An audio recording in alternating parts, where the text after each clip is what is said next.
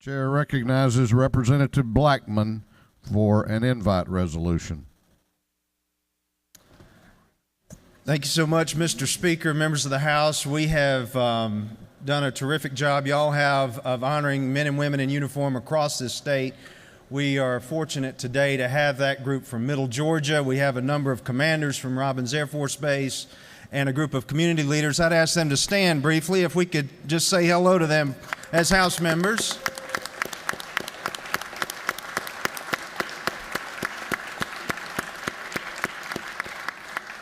Thank you, and it is my distinct honor and privilege to introduce a great American, a true friend, a hero to this country, and somebody who wields over Robins Air Force Base and the other industrial complexes, air industrial complexes across this nation, my good friend, Lieutenant General Lee Levy.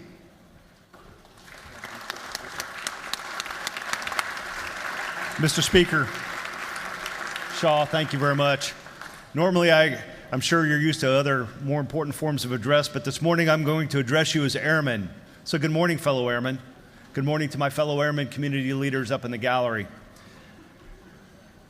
I have the privilege of commanding the Air Force Sustainment Center, of which Robins Air Force Base in Georgia is a key component of that. And every one of you are important in helping me keep Robins strong, thriving, and vital for the defense of the nation. And before I go too much further, I want to introduce some of my teammates that help me do that every single day, who enable American air power, which keeps us safe.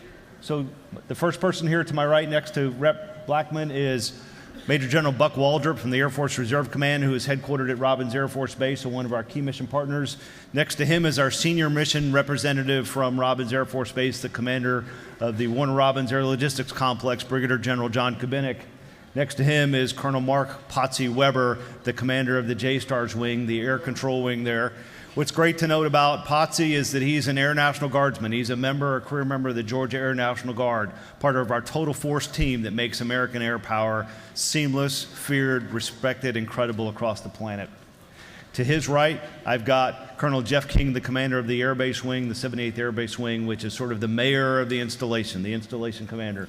And then next to him is somebody else I'd like to introduce, no stranger to you, Dave Belton, who led our Military Study Commission.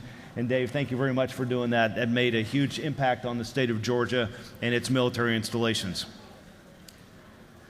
Airmen, I need your help. Your Air Force is the oldest it's been, the smallest it's been, and the busiest it's ever been. The average age of our fleets in the Air Force are 27 years. 21 of the 39 fleets of our airplanes in the United States Air Force would qualify for antique license plates in the state of Virginia. While that may sound like a great tagline, I would tell you that gives us some level of concern. And fortunately, because of the men and women at Robins Air Force Base who sustain those aging platforms, we are ready to fight tonight and working on being ready to fight tomorrow. But I need your help.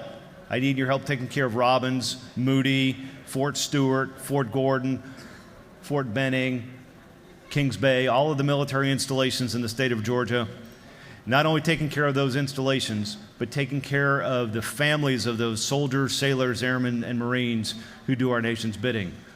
So I've always been able to count on you, and I thank you for your undying support, and I look forward to counting on you again in the future. And I would simply close by saying, aim high, airmen. Thank you. Listen again, Speaker.